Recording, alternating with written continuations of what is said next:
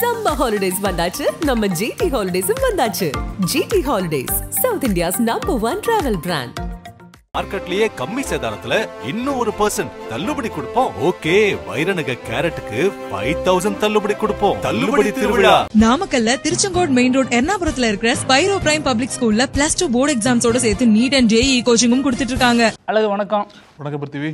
இன்னைக்கு மறுபடியும் இந்த டெல்லி டு தமிழ்நாடுங்கிற அந்த விமான போக்குவரத்து பயணம் தான் பெரிய அளவுல பேசப்பட்டு வருது. அடுத்து யாரு போறாங்களோ ஒரு கேள்வி. இப்ப இதுல சென்னையில இருந்து போறது போல மதுரை வழியெல்லாம் புந்து போயிட்டு இருக்காங்க. செங்கோட்டையன் அப்படிதான் போனாருன்னு சொல்லப்படுது. இதுல செங்கோட்டையன் நிர்மலாவை சந்திக்க போனாருன்னு சொல்லப்பட்ட நேரத்துல சடன் ட்விஸ்டா அமித்ஷா வரைக்கும் சந்திச்சிட்டாரு. எடப்பாடிக்கு பெரிய அளவுல ஒரு நெருக்கடி கொடுக்க தயாராகிறாங்க. அந்த மாதிரி ஒரு நெரேட்டிவ் செட் ஆயிட்டு இருக்கு. இன்னொரு பக்கம் பாத்தீங்கன்னா போயிட்டு 2-3 நாளா பாஜக மாநில தலைவர் அங்கேயே கிடக்குறாரு. இன்னும் அவரை பார்த்த மாதிரி தெரியல. சொந்த கட்சி மாநில தலைவரை மதிக்காம அதிமுகவினருக்கு இந்த அளவுக்கு பாஜக மேலிடம் கொடுக்கக்கூடிய மரியாதைங்கிறது தமிழ்நாட்டில் அரசியல் களத்துல ஒரு அதிர்வலைகளை ஏற்படுத்தியிருக்கு. இன்னொரு பக்கம் ஒரு பிரபல ஆங்கில ஊடகம் ஒரு சர்வே பண்ணிருக்காங்க. அதுல மு.க. ஸ்டாலின் முதலிடத்துல இருக்கிறது ஆச்சரியம் கிடையாது. எடப்பாடி பின்னாடி போனது கூட ஆச்சரியம் கிடையாது. 2ஆம் இடத்துல தான் விஜய் வந்துட்டாரு 2வது இடத்துல. அதுங்கிறது அதுக்கான அவங்க சொல்ற காரணம் என்ன அப்படிங்கறதையும் விரிவா பேசிடுவோம். Welcome to sensation.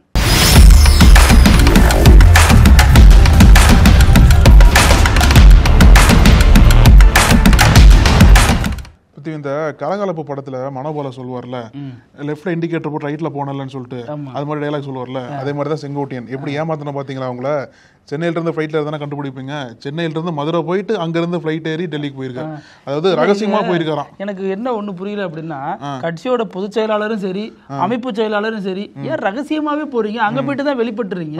அதற்கு நீங்க இங்க இருந்து ஓப்பனாவே சொல்லிட்டு போறதுல தப்பு ஒண்ணு இல்லையே. அமித்ஷா சந்திக்கிறாங்க, மத்திய உள்துறை அமைச்சர், அரசியல் பேசாம இருக்க முடியாது. இந்த சந்திப்பை ஏன் இவ்வளவு பூடகமா வச்சுட்டு அப்புறம் போய் அம்பலப்படணும் அப்படிங்கறதா பலருக்குமான கேள்வியா. இங்க இருந்து சென்னையில இருந்து மதுரை போயிட்டு மதுரை டெல்லிக்கு போயிருக்காரு. ஆனா இது குறித்து கேள்வி கேட்கும் போது எடப்பாடி பழனிசாமி எனக்கு அப்படி ஒண்ணுமே தெரியாதுங்க, சந்திக்கப்படுறதே தெரியாதுன்னு சொல்லிட்டு அவர் ஒரு பதில கொடுக்குறாரு. டெல்லியில போயிட்டு முதல்ல நிர்மலா சீதாராமனை பார்த்து பேசியிருக்காரு செங்கோட்டையன். அதுக்கப்புறம் அமித்ஷாவையும் பார்த்து பேசியிருக்காரு. அடுத்தடுத்து தமிழக தலைவர்கள்லாம் தொடர்ந்து டெல்லிக்கு போறாங்க இல்லையா, அமித்ஷாவை பார்த்து பேசுறாங்க. குறிப்பா சொல்லணும் அப்படின்னா அதிமுக இருந்து பல தலைவர்கள் ஒவ்வொருத்தரா போறாங்க. இப்ப இதுவே மாநில அளவுல அதிமுகக்குள்ள விரிசல் இருக்கு. இப்போ சமீப நாட்களாவே எடப்பாடிக்கும் செங்கோட்டையனுக்கும் அந்த அளவுக்கு நெருக்கம் இல்ல, ஒரு மோதல் போக்கு தான் இருந்தது. இப்ப தேசிய அளவுல தெரிஞ்சிருச்சு அப்படின்ற மாதிரி செய்திகள் சொல்றாங்க. ஏன்னா இங்க மோதிட்டு இருந்தவங்க, ஏன்னா எடப்பாடி டெல்லிக்கு போகும்போதே அவரோட சேர்ந்து செங்கோட்டையன் போயிருக்கணும். அப்ப எதுக்காக போலன்ற ஒரு காரணம் இருக்கு இல்லையா, அது அந்த கேள்வி எழுந்திருக்கு. 2வது எடப்பாடி போயிட்டு ஒரு 3 நாள் கழிச்சு மீண்டும் செங்கோட்டையன் டெல்லிக்கு போயிருக்காரு அப்படின்ற செய்தி இன்னைக்கு பிளாஷ் ஆனதுக்கு அப்புறம் தான் இது மீண்டும் ஒரு பேசு பொருளா மாறி இருக்கு. இதுல இன்னொன்னு என்ன அப்படின்னா, முந்த நாளே போனார் நினைக்கிறேன், அப்படிதானே பாஜக மாநில தலைவர் முந்த நாளே டெல்லி கிளம்பி போனார். அமித்ஷா தான் வர சொன்னதா சொல்லிட்டு சொன்னாங்க இல்லையா, அமித்ஷாவை சந்திக்க போறதா சொல்லிட்டு போனாரு. ஆனா இன்னும் அமித்ஷா சந்திக்கல. ஆனா அவரை விட்டுட்டு அதிமுக தலைவர்கள் ஒவ்வொருத்தரா நான் போறேன்னு சொல்லி வந்துட்டு இருக்காங்க. அவங்க எல்லாத்தையும் வாங்கன்னு சொல்லிட்டு அமித்ஷா சந்திச்சுட்டே இருக்காரு. மாநில தலைவர் இன்னும் சந்திக்காம இருக்காரு. மாநில தலைவர் வச்சுதான் அந்த பேச்சுவார்த்தைகள் எல்லாம் நடந்திருக்குமோ, அது செய்திகள் வெளிவராம இருக்கலாம், நடந்திருக்குமோ அப்படிங்கிற மாதிரியும் சில தகவல்கள் சொல்லப்படுது. ஆனா அபிஷியலா சொல்ல இல்லையா, அபிஷியலா சொன்னாதான் தெரியும் நமக்கு, பாத்துருக்காங்களா இல்லையா. அதே நேரம் இன்னொன்னு என்ன சொல்றாங்கன்னா, அதுக்கு வாய்ப்பே இல்லைங்கிறாங்க. ஏன் அப்படின்னா நிர்மலா சீதாராமனோட அழைப்பின் பேர் தான் இவர் போயிருக்காரு. நிர்மலா சீதாராமன் தான் அமித்ஷாவை சந்திக்க வச்சிருக்காங்க. நிர்மலாவுக்கும் இங்க இருக்கக்கூடிய மாநில தலைவருக்கும் இடையில 7ஆம் பொருத்தம். சோ அதனால அவ்வளவு எளிதில் இந்த 2 பேரையும் ஒன்னா வச்சு ஒரு மீட்டிங் அமித்ஷா பண்ணிருக்க மாட்டாரு அப்படிங்கிற மாதிரி கருத்து சொல்லிட்டு வராங்க. ஆமா. ஸோ அடுத்து செங்கோட்டையனோட நிலைப்பாடு எப்படி இருக்க போகுது அப்படின்ற கேள்வி எழுந்திருக்கு. இந்த நிலையில தான் அமித்ஷா ஒரு விஷயத்தை கன்ஃபார்மா சொல்லியிருக்காரு. அதாவது எடப்பாடி எதை தொடர்ந்து மறுத்துட்டே வராரோ, அதாவது கூட்டணி குறித்து பேசல, அரசியல் பேசலன்னு சொல்லி எடப்பாடி சொல்லிட்டே இருந்தார் இல்லையா, அது யாரும் நம்புற மாதிரி தெரியல. கண்டிப்பா அரசியல் பேசியிருப்பாங்க. ஆனா அவர் இந்த மாதிரி காரணத்தை சொல்லிட்டே வர்றாரு. தேர்தல் நெருங்குற சமயத்தில் தான் கூட்டணி முடிவாங்க, இப்ப அரசியல் எதுவும் பேசல, மாநில அளவிலான பிரச்சனைகளை அவங்கள்ட்ட பேசுறதுக்காக போயிருந்தோம்னு சொல்லிட்டு எடப்பாடி சொல்றாரு. ஆனா இன்னைக்கு ஒரு பிரஸ் மீட்ல அமித்ஷா என்ன சொல்றாரு அப்படின்னா, அவர் கன்ஃபார்மே பண்ணிட்டார், ஆமாங்க அதிமுகவுக்கும் பாஜகவுக்கும் கூட்டணி பேச்சுவார்த்தை போயிட்டு இருக்கு, அது உரிய நேரத்தில் அபிஷியலா அறிவிப்போம் அப்படின்ற ஒரு கருத்தை அமித்ஷா பதிவு பண்ணியிருக்காரு. இது உள்ளபடியே அமித்ஷாவே போட்டு உடைச்சிட்டாரு, அதிமுக பாஜக கூட்டணி பேச்சுவார்த்தை போயிட்டு இருக்கு அப்படின்ற ஒரு சமிக்கையை தமிழகம் முழுக்க ஸ்ப்ரெட் பண்றதுக்காக தான் அமித்ஷாவே உடைச்சிருக்காருன்னு சொல்லிட்டு சொல்றாங்க. ஆனா எடப்பாடி இன்னும் ஒத்துக்காம இருக்காரு. எடப்பாடி ஒத்துக்கல, இது வரைக்கும் ஒத்துக்கல. ஆனா அமித்ஷா அன்னையில இருந்து தான் சொல்லிட்டு இருக்காரு. பேச்சுவார்த்தை முடிந்து வெளியில வந்த உடனே சொன்னாரு, பாஜக கூட்டணி அடுத்த ஆண்டு ஆட்சி அமைக்கும் அப்படின்னு சொன்னாரு. சோ அதே மாதிரி இப்பவும் அது வெளிப்படையா சொல்றாரு, ஆமாங்க கூட்டணி பேச்சுவார்த்தை போயிட்டு இருக்கு அப்படின்னு. ஆனா அதிமுக தரப்புல ரொம்ப நிசப்தமா இருக்காங்க. இந்த மாதிரி ரகசிய மீட்டிங் தான் அடிக்கடி நடந்துட்டு இருக்க ஒழிஞ்சு வெளிப்படையான பேச்சு தொடர்பா எதுவுமே சொல்லப்படல. தமிழ்நாட்டுக்குள்ள ரகசிய மீட்டிங், டெல்லி போயிட்டீங்க அப்படின்னா கண்டிப்பா வெளில தெரிஞ்சிட போகுது. அதுல ரகசியம் எப்படி காக்க முடியுங்க? அதுல பொதுச் செயலாளர் இப்படிதான் பண்ணாரு. அங்க போயிட்டு நான் பில்டிங் பார்க்க தான் போறேன் அப்படின்னாரு. அதையே அவங்க வந்து கான்ஃபரன்ஸ் காலில் தான் திறந்து வச்சாரு. அதே சமயம் அப்ப திறந்து வச்சவர் இப்ப போயிட்டு என்ன அங்க போய் பார்க்க போறாரு, அதுவும் சட்டமன்ற கூட்டத்தொடர் ஒத்தி வச்சுட்டு ஏன் போனாருங்கிற கேள்வி அப்ப எழுப்பப்பட்டுச்சு. அதே மாதிரிதான் செங்கோட்டையன் இப்ப ரகசியமா போயிட்டு பரம ரகசியமா மீட்டிங் எல்லாம் முடிச்சுட்டு வந்திருக்காரு. இதுல என்ன சொல்றாங்க அப்படின்னா, செங்கோட்டையன் வந்து அதிமுகவினுடைய தலைமை பொறுப்புக்கு அமித்ஷா நகர்த்த போறாரோ அப்படிங்கிற மாதிரியான சந்தேகங்களை பலரும் எழுப்பிட்டு வராங்க. ஏன் அப்படின்னா, ஏற்கனவே எடப்பாடிக்கும் செங்கோட்டையனுக்குமான ஒரு பிரச்சனை. இன்னொன்னு, அமித்ஷா வந்து எடப்பாடி என்னதான் சொன்னாலும் எடப்பாடியை நம்புறதுக்கு அவரு தயாராக இல்லை. ஏன்னா இடையில கொஞ்சம் கட்சி கட்டுக்குள்ள வருதுன்னு பிஜேபியை எடப்பாடி கடுமையா தாக்க தொடங்கினாரு. தமிழகத்தினுடைய வலுவான ஒரு ஆளுமையா தன்னை நிலைநிறுத்துக்க முயற்சி பண்ணாரு. இதனால அமித்ஷா வந்து ரொம்ப பயந்து போய் தான் அப்புறம் ரைட் எல்லாம் பண்ணாங்க. அதன் அடிப்படையில் கெடுக்குப்பிடி போட்டாங்கன்னு சொல்லப்பட்டுச்சு இல்லையா. இப்பவுமே என்ன இவ்வளவு இக்கட்டான சூழ்நிலையிலும் எடப்பாடி என்ன சொல்றாருன்னா, கூட்டணி வைக்கிறோம் அது வேற, அதே சமயம் எங்க கட்சியிலிருந்து பிரிந்து போன ஓபிஎஸ், டிடிவி, சசிகலா இவங்களெல்லாம் இணைச்சுக்க சொல்லி எங்கள்கிட்ட கேட்காதீங்க. ஏன்னா அது வந்து எங்க அரசியலை பாதிக்கும், அதிமுகவினுடைய அரசியலுக்கும் எங்களுடைய அரசியலுக்கும் ரொம்ப தவறான முடிவா இருக்கும். அதை மட்டும் நாங்க பண்ண மாட்டோம், மற்றபடி நீங்க எதோ வேணாலும் செய்யலாம் அப்படின்னு இருக்காங்க. அதே மாதிரி அமித்ஷா நடந்த மீட்டிங் அப்ப சிவி சண்முகம் தான் ரொம்ப கொந்தளிச்சு போய் சொன்னாரா, இந்த மாதிரி உங்க மாநில தலைவர் தான் ரொம்ப கடுமையா பேசிட்டாரு, அதற்கு ரியாக்ட் பண்ண வேண்டிய கட்டாயத்துக்கு எங்களை தள்ளிட்டாரு, அப்பதான் இந்த கூட்டணி முறிவு நோக்கி நகர்ந்துச்சு அப்படின்னு இருக்காரு. அதுக்கு அமித்ஷா சொல்லியிருக்காரு, இங்க கட்சிக்குள்ள நடக்கிறத நாங்க பாத்துக்கிறோம், உங்க சைடில் உள்ளது நீங்க பாத்துக்கிற மாதிரி ஒரே போடா போட்டிருக்காரு. இந்த இப்படி மீட்டிங் நடந்திருக்கப்பதான் ஏற்கனவே நிர்மலா சீதாராமன் தமிழகம் வந்தப்ப செங்கோட்டையன் தங்கமணி எல்லாம் போய் சந்திச்சதா ஒரு தகவல் வந்துச்சு இல்லையா. அதனுடைய நீட்சியா தான் இதையும் பார்க்கணும் அப்படிங்கிறாங்க. இங்கேயே சந்திச்சு பேசிட்டாங்க. பிளான் ஏ எடப்பாடியோட பர்ஃபெக்டான கூட்டணி, அது ஒத்து வரல அப்படின்னா பிளான் பி செங்கோட்டையன் வழி அப்படிங்கிறது தான் டெல்லி அமித்ஷா இவங்களோட திட்டமா இருக்கிறதா சொல்லப்படுது.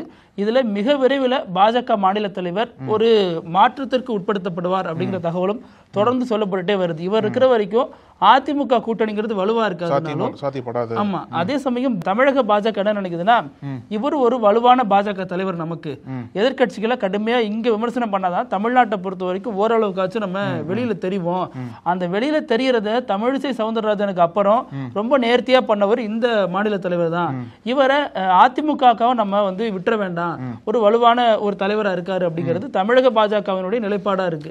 இப்படி பல புள்ளிகள் இங்க அங்க ஒண்ணு இணைச்சு பார்த்தோம்னா, செங்கோட்டையனோட பயணம், இப்ப எடப்பாடி அதுக்கு முன்னாடி போயிட்டு வந்த பயணம், வேலுமணி இவங்களுடைய பேச்சுவார்த்தை, ஓபிஎஸ் வந்து எது நடந்தாலும் நல்லதே நடக்கும் அப்படிங்கிற சொல்றதா இருக்கட்டும், இது எல்லாத்தையும் இணைச்சு வச்சு அதிமுக கூட்டணிங்கிறது பாஜகவோட கூட்டணி வைக்க போறது கன்ஃபார்ம் ஆயிடுச்சு. இப்ப இந்த தலைவர்களை சேர்த்துப்பாங்களா இல்லையாங்கிறது தான் ஒரு பெரிய அளவுல பிரச்சனையா போயிட்டு இருக்கு. அதே சமயம் செங்கோட்டையன் என்ன முடிவு எடுக்க போகிறார், அவரை வச்சு என்ன முடிவு எடுக்கப்பட போகுது டெல்லியால அப்படிங்கிறது தான் இப்போதைக்கு பெரிய அளவுல ஹாட் டாபிக்கா பேசப்பட்டிருக்கு. இப்போ நீங்க சொன்னது போல பிருத்திவி, ஒரு மிக முக்கியமான பாயிண்ட் என்னன்னா, இது பல ஆண்டுகளா சொல்லிட்டு இருக்கக்கூடிய கருத்து தான். என்ன அப்படின்னா, பாஜகவை பொறுத்தளவுல அதிமுக வலுவாயிடக்கூடாது. ஒருவேளை தமிழ்நாட்டில் அதிமுக வலுவாயிட்டாங்க அப்படின்னா நம்மளால கூட்டணி வச்சுக்க முடியாது அப்படின்ற ஒரு கருத்து வந்து பாஜகக்குள்ள பல ஆண்டுகளா போயிட்டு இருக்கு. அதன் அடிப்படையில தான் வந்து அப்ப கட்சிகளை உடைச்சாங்க இல்லையா. அதுக்கப்புறம் பாஜக தான் எடப்பாடியோட கூட்டணி எல்லாம் வச்சு 2021 தேர்தலாம் சந்திச்சாங்க. அதுக்கப்புறம் வந்து எதிர்கட்சி ஆனதுக்கு அப்புறம் எடப்பாடி கொஞ்சம் இது பண்ணி பாஜக கூட்டணி உடைச்சு வெளியே வந்துட்டாரு இல்லையா. வெளியே வந்ததுக்கு அப்புறம் நீங்க சொன்னது போல ஒரு தனிப்பெரும் ஆளுமையா தன்னை நிலைநிறுத்த பார்த்தார். எல்லா இதுலயும் வந்து எதிர்கட்சி தலைவர் நான் தான் சொல்லிட்டு, நாங்கள் எதிர்கட்சின்னு சொல்லிட்டு பல இடங்களை பேசிட்டே வந்தாரு. இது பாஜகக்கு ஒரு பெரிய நெருடலை கொடுத்துச்சு. ஏன்னா அடுத்த ஆண்டு வரக்கூடிய தேர்தலில் நம்ம வந்து திமுக கூட்டணிக்கு அகைன்ஸ்டா நம்ம நிக்கணும் அப்படின்னா அதிமுக கூட்டணி தேவைப்படுதுன்ற பாஜக யோசிச்சிருக்காங்க இல்லையா. அப்படி தேவைப்படுற சமயத்துல எடப்பாடி ஒருவேளை கை கொடுக்காம போயிருவாரோ, எடப்பாடியோட ஆளுமையை காரணம் காட்டி கூட்டணி அமைக்காம போயிருவாரோ அப்படின்ற காரணத்துக்காக தான் செங்கோட்டையன் ஒருவேளை கூப்பிட்டுருக்கலாம். ஏன்னா அமித்ஷாவோட பிளான் என்ன அப்படின்னா, எல்லாத்தையும் ஒன்றிணைக்கணும். அதாவது சசிகலா, ஓபிஎஸ், டிடிவி எல்லாத்தையும் ஒன்றிணைக்கணும். இவங்க 3 பேருமே அதிமுகவை கைப்பற்றதுக்கு தயாரா இருக்காங்க. இவங்க 3 பேருக்கும் பிடிக்காத ஒரே ஆள் வந்து எடப்பாடி பழனிசாமி மட்டும்தான். அப்ப எடப்பாடி பழனிசாமியை தூக்கிட்டோம் அப்படின்னா இவங்க 3 பேர் ஒன்னா வந்துருவாங்க. இவங்க 3 பேர் ஒன்னா வந்துட்டாங்க அப்படின்னா இன்னும் வலுவா நம்ம திமுக கூட்டணிக்கு அகைன்ஸ்டா தேர்தலில் நிக்கலாம். இந்த 3 பேர் வர்றதுக்கு எடப்பாடி தடையா இருந்தார் அப்படின்னா எடப்பாடிக்கு பதிலா யாரை கூப்பிடலாம்? அதே கொங்கு போல்ட்டை சேர்ந்த மிக முக்கியமான தலைவராக இருக்கக்கூடிய செங்கோட்டையனை கூப்பிட்டா அவர் தலைமையில கட்சியை போடலாம். ஏன்னா செங்கோட்டையன் மீது ஓபிஎஸ்க்கோ சசிகலாவுக்கோ அந்த அளவுக்கு கோபம் இருக்க மாதிரி தெரியல. எடப்பாடி அளவுக்கு அவர் மீது கோபம் இல்ல. அதனால கூட சொல்ல போனா ஓபிஎஸ் கூட நல்லா பேசிட்டு இருக்காரு. இந்த உறவு இன்னும் தொடர்ந்துட்டு தான் இருக்கு. அதனால கூட அமித்ஷா வந்து செங்கோட்டையன் கூப்பிட்டு இந்த மாதிரி எடப்பாடி ஒருவேளை ஒத்துழைக்கல அப்படின்னா நீங்க வந்து ஒத்துழைக்கிற மாதிரி இருக்கும், நீங்க தான் எல்லாத்தையும் ஒருங்கிணைஞ்சு கொண்டு போற மாதிரி இருக்கும் அப்படின்ற அசைன்மெண்ட் கொடுக்க கூட வாய்ப்பு இருக்கிறதா சொல்றாங்க. இதுல செங்கோட்டையன் அழைக்கப்பட்டு அரசியல் பேசப்படல அப்படிங்கறது நம்ம ஒருவேளை ஏத்துக்கிட்டாலும் கூட இப்ப அழைக்கப்பட்டு அவர் பேசப்பட்டாருங்கிற ஒரு மெசேஜ் இருக்குல்ல, அது யாருக்கான மெசேஜ், அது என்ன சொல்லுதுங்கிறத நம்ம ஓரளவுக்கு டீகோட் பண்ணோம்னாலே அந்த அர்த்தம் புரிஞ்சிடும். இதுல அழகு நான் ஒரு 3 பாயிண்ட் சொல்லணும்னு நினைக்கிறேன். முதல் விஷயம், டார்கெட் சவுத் அப்படிங்கிறது தான் பிஜேபி இப்ப முன்வைக்கிற ஒரு ரகசிய திட்டமா இருக்கு. இன்னொன்னு, இவர் வந்து செங்கோட்டையன் டெல்லிக்கு போனது எடப்பாடிக்கே தெரியல அப்படின்னா அவர் மீது உரிய நடவடிக்கை எடுத்தாருன்னா எடப்பாடி தன்னுடைய ஆளுமையை நிரூபிச்சுக்கலாம். இன்னும் அடுத்த 3வது விஷயம், செல்லூர் ராஜு கொடுத்த ஒரு பேட்டி. இது 3த்துல முதல் விஷயம் டார்கெட் சவுத் அப்படின்னா, டார்கெட் சவுத்ங்கிறது இப்போதைக்கு தென் மாநிலங்கள்ல தமிழக முதல்வர் ஒருங்கிணைக்கிறாரு. இப்படியே போனா இது வட மாநிலங்கள் மட்டுமில்ல பிஜேபிக்கு பெரிய அளவுல ஒரு ஆபத்தை கொடுக்கும். தென் மாநில தலைவர்கள் ஒன்று சேர்றதுங்கிறது பிஜேபி இந்த ஊர்ல வளர முடியாத ஒரு நெருக்கடி உண்டு பண்ணிடும். அதனால திமுக கூட்டணியை உடைக்கணும் அப்படின்னா அதிமுக கூட நம்ம சேர்றது தப்பு இல்லைன்னு ஒரு முடிவுக்கு வந்துட்டாங்க. அதற்கு அடுத்துதான் இந்த மாதிரி வேலை திட்டங்கள்லாம் நடத்தப்படுது. அது அடுத்துதான் முதல்வருக்கு எதிரான அசைன்மெண்ட்லாம் கொடுக்கப்படுது. இப்போ எப்படியாச்சும் நம்ம திமுக கூட்டணியை உடைக்கணுங்கிறது ஒண்ணு, பிஜேபி ஏடிஎம்கே கூட்டணியை இன்னும் ஸ்ட்ராங்கா பில்ட் பண்ணணும் அப்படிங்கிறது 2. டார்கெட் சவுத்னு சொல்லப்பட்டாலும் தமிழ்நாடு தான் இதுல முக்கிய குறியா இருக்கு. இது ஒண்ணா. இப்ப 2வது, எடப்பாடி வந்து போகிற போக்குல பிரஸ் மீட்ல இல்ல எனக்கு தெரியாது அப்படிங்கிறது. ஒரு கட்சி தலைமைக்கு செங்கோட்டையன் அவருக்கு உட்பட்டு தான் அவர் பணியாற்றிட்டு வராரு. இன்னும் கட்சியில தான் இருக்காரு, பொறுப்புல இருக்காரு, ஒரு மாவட்ட செயலாளராகவும் இருக்காரு. அவர் வந்து இவர்கிட்ட இன்ஃபார்ம் பண்ணாம மாற்று கட்சி தலைவரை சந்திக்கிறாரு அப்படிங்கிறது எப்படி வந்து ஜீரணிக்க முடியும் எடப்பாடியால அப்படிங்கிறது தெரியல. இந்நேரம் அவர் நடவடிக்கை எடுத்திருந்தாரு அப்படின்னா அதிமுகவினர் சொல்றபடி அவர் தன்னவர் வலுவான ஆளுமையா நிரூபிச்சிருக்கலாம். ஆனா இது வரைக்கும் அதற்கான எந்த ஒரு நகர்வு இருந்த மாதிரி தெரியல. இனியும் அதுக்கான வாய்ப்பு இருக்கிறது ரொம்ப கம்மி தான். செல்லூர் ராஜு கொடுத்த வீடியோ அப்படிங்கிறது பாத்தீங்கன்னா, செல்லூர் ராஜு ஒரு கேள்வி கேட்கிறாங்க பேட்டியில. அதற்கு அவர் பதில் சொல்றாரு, இது மாதிரி நிர்மலா சீதாராமனை சந்திக்கிறாங்களே, செங்கோட்டையன் சந்திச்சிருக்காரு, இதை எப்படி சார் பாக்குறீங்க அப்படின்னா, அதுல என்ன தம்பி தப்பு, அதான தமிழர் கலாச்சாரம், அவங்களும் தமிழர் இவங்களும் தமிழர், இதுல என்ன தப்பு இருக்கு அப்படிங்கிற மாதிரி அவர் ஒரு விஷயத்தை கன்வே பண்றாரு. பார்த்துட்டு போனா என்ன அப்படிங்கிற மாதிரி கேட்குற முதல்ல அந்த கேள்விக்கு அவர் ஒரு பதில் சொன்னாரு, எங்க கூட்டணியில இருக்கிறவங்க தானங்கிற மாதிரி டங் ஸ்லிப் ஆயிடுச்சு. அதுக்கு உடனே செய்தியாளர் கூட்டணியா அப்படின்னு கேட்கறாங்க. அப்ப 3 வருஷத்துக்கு முன்னாடி, இப்ப கூட்டணி கிடையாது. ஆமா, அது கூட்டணி இல்ல, கூட்டணி இல்லைங்க, செங்கோட்டையன் எங்க கட்சியில பொறுப்புல இருக்காருங்க, அமைப்பு செயலாளருங்க, அதை தாங்க நான் அப்படி சொல்றேன் அப்படின்னு ஒரு வழியா பூசி மழுப்பி ஒரு பேட்டியை முடிச்சாரு. இப்ப இது எல்லாமே ஒன்னா அணி சேர்ந்து பிஜேபி ஒரு நெருக்கடியை கொடுக்க ஆரம்பிச்சிட்டாங்க அப்படிங்கறதான் தெரிய வருது. குறிப்பா அதிமுக இதுல இருந்து எப்படி மீண்டு வர போகுதுன்னு தெரியல. இன்னும் ஜெயக்குமார், KP முனுசாமி போன்றவர்களா இந்த கூட்டணி தொடர்பா கருத்துக்களை வெளிப்படையா இன்னும் சொல்லல. இப்போ இன்னொரு முக்கியமான விஷயம் பார்த்தீங்கன்னா, முன்னாடியே சொன்னது போல பாஜகவை பொறுத்தளவில் அதிமுக கொஞ்சம் வீக்காக தான் இருந்தால் மட்டும் தான் பாஜகவில் அரசியல் பண்ண முடியும்னு சொல்கிறாங்க இல்லையா? ஆனால் அந்த அதிமுகவோட வீக்னஸ் வந்து யாருக்கு இப்போ அட்வான்டேஜாக போகுது அப்படின்னா, விஜய் வந்து அதை அட்வான்டேஜாக மாற்ற பார்க்குறாரு. அதாவது நேத்திக்கு அந்த பொதுக்குழுவில் பேசினார்ல, பொதுக்குழுவில் பேசும்போது என்ன சொன்னார் அப்படின்னா, சர்ப்ரைசிங்காக ஒரு இதை கருத்தை பதிவு பண்ணார். அடுத்து வரக்கூடிய சட்டமன்ற தேர்தலில் போட்டியே வந்து டிஎம்கே வர்சஸ் டிவிகே தான் அப்படின்ற போட்டி இருக்குன்னு சொன்னார். இப்போ ஏற்கனவே வந்து வரலாற்று ரீதியாவே வந்து திராவிட கட்சிகள் வலுவா இருக்கக்கூடிய மண்ணில் நீங்க வந்து ஒரு தேர்தல் கூட சந்திக்காம அடுத்து வரக்கூடிய சட்டமன்ற தேர்தல் தான் ஃபர்ஸ்ட் டைம் நீங்க போட்டி போட போறீங்க. அதுலயே வந்து நீங்க எப்படி வந்து எல்லா கட்சிகளும் ஓரம் கட்டிட்டு ஒரு பிரதான கட்சியா வர முடியும் அப்படின்ற கேள்வி எழுப்பும் போது தான் அவங்க என்ன கணக்கு சொல்றாங்க அப்படின்னா, அதிமுக வீக்கா தானே இருக்கு, அதிமுக வீக்கா இருக்கு, அதை வச்சு நம்ம டிஎம்கேவையும் தாக்கி பாஜகவையும் தாக்கி நம்ம ஒரு கட்சியை நிலைநிறுத்தலாம் அப்படின்ற திட்டத்தோட விஜய் செயல்பட்டதா சொல்றாங்க. அதனாலதான் வந்து அதிமுகவையும் தாண்டி எங்களோட தாங்க திமுக போட்டி அப்படின்ற மாதிரி ஒரு கருத்தை பதிவு பண்றாரு. அதுக்கு ஒரு ஆதாரமா ஒரு சர்வே ஒன்று வெளியே வந்திருக்கு. என்ன அப்படின்னா, சி ஓட்டர் இந்தியா டுடே ஒரு சர்வே பண்ணியிருக்காங்க. ஒரு பொதுவான சர்வே தான். அடுத்து வரக்கூடிய தேர்தலில் உங்களோட முதலமைச்சர் வேட்பாளர் யாரா இருப்பாங்க, உங்களோட சிஎம் சாய்ஸ் யாரு, யாருக்கு ஆதரவா இருக்கீங்கன்னு கேட்கும்போது ஆப்வியஸா வந்து இப்போ சிஎம் ஸ்டாலின் தான் ஃபர்ஸ்டா வருவார். அந்த சர்வே படி பாத்தீங்க அப்படின்னா 27% பேர் என்ன சொல்றாங்க அப்படின்னா ஸ்டாலின் தான் சிஎம்மா வரணும்னு சொல்றாங்க. ஆனா அடுத்து செகண்ட் பிளேஸ் தான் ரொம்ப ஆச்சரியமா இருக்கு. 18% பேர் விஜய் தான் அடுத்த சிஎம்ஆ வரணும் அப்படின்னு சொல்லியிருக்காங்க அந்த சர்வேல. இல்ல எனக்கு என்ன ஆச்சரியமா ரொம்ப கம்மியான அளவுல சொல்லியிருக்காங்களே. தாவேக்காவினர் ரொம்ப தீவிரமா களப்பணியாற்றிட்டு வராங்க. இன்னும் 18% ஏன்னா அவங்க முதல்வரை தான் நோக்கி இருக்கிறாங்க.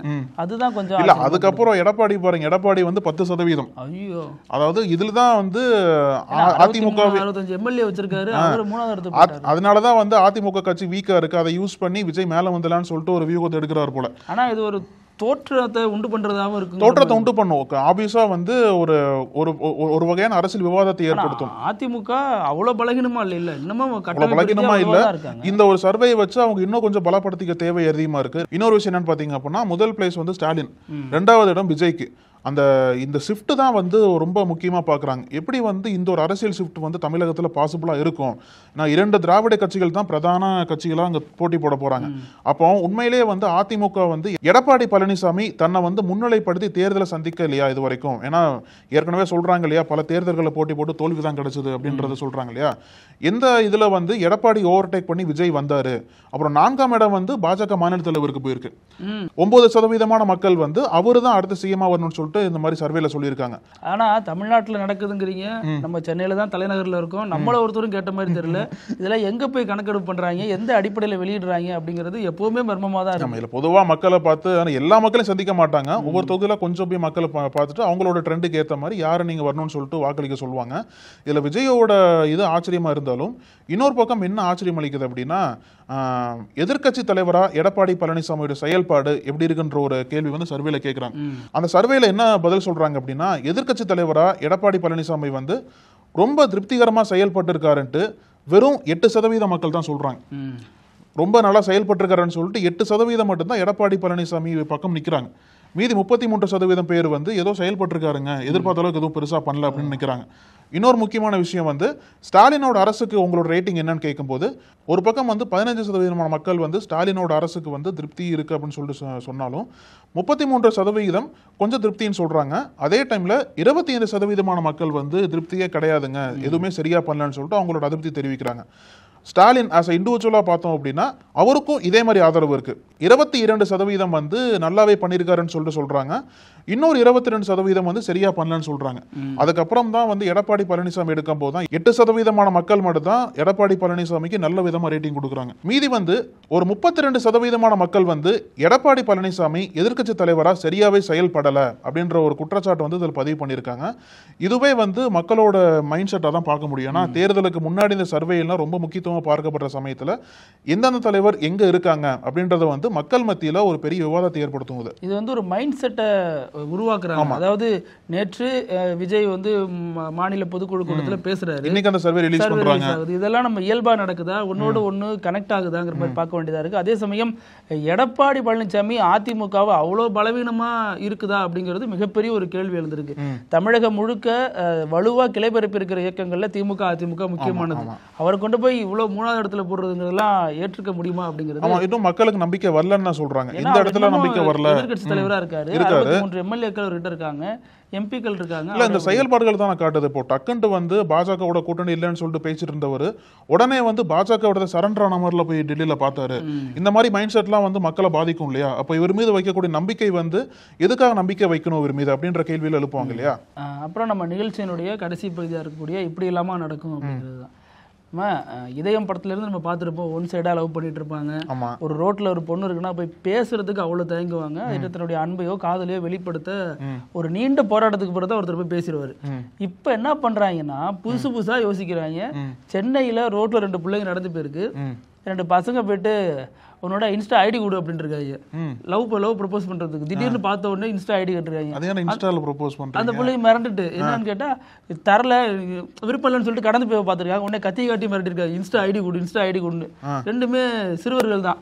இந்த வேலையை பார்த்துருக்காங்க. அந்த பொண்ணு கம்ப்ளைண்ட் பண்ணி போலீஸ் தூக்கி இப்போ உள்ள வச்சிருக்காங்க. என்னடா புதுசு புதுசா யோசிக்கிறீங்க அப்படிங்கிற மாதிரிதான் இதாவது. ஒரு அன்பை வெளிப்படுத்துறது கூட ஆயுதத்தோட தான் வெளிப்படுத்துறாங்க. இந்த கால இளைஞர்கள் குறிப்பா சிறுவர்கள் மத்தியில மனம் நலம்ங்கிறது ரொம்ப மோசமா போயிட்டு இருக்கு அப்படிங்கிற விமர்சனங்கள் இந்த விஷயங்களை ஏற்படுத்தி வச்சிருக்கு. ஆமா, ஓகே பிருத்திவி, இன்னைக்கு நம்ம நிறைய முக்கியமான விஷயங்கள் பத்தி பேசணும். நம்ம தொடர்ந்து பேசலாம். நன்றி. நன்றி அழகு. நக்கீரன் டிவிக்கு சப்ஸ்கிரைப் செய்யுங்கள். உங்கள் ஆதரவே எங்கள் பலம். ஆசிரியர்களுக்கு நண்பனாகவும் மாணவர்களுக்கு ஆசானாகவும் திகழும் தேர்வு வழிகாட்டி ஒவ்வொரு பாடத்திற்கும் அனுபவமிக்க ஆசிரியர்களின் துல்லியமான தெளிவான விடைகள். CNC இருக்கு, தேர்வு பயம் எதற்கு? இது தீரன் பப்ளிஷிங் ஹவுஸ் விற்பனை வெளியீடு.